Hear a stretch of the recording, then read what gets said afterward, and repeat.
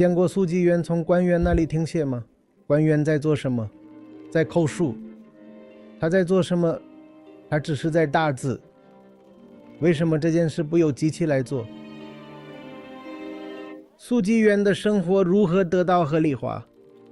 他的一生都只是按键而已。他值得这样生活吗？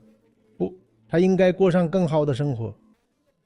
而且要让他知道，过上更好的生活是非常困难的。这样，如果人工智能接管了，这些人都会做些什么样的问题就解决了。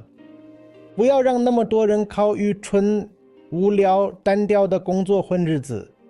如果您生而为人，您必须做一些有感知的事情，一些创造性的事情，一些设计意识的事情。您必须做一些机器无法完成的事情。只有这样，您才配被称为人类。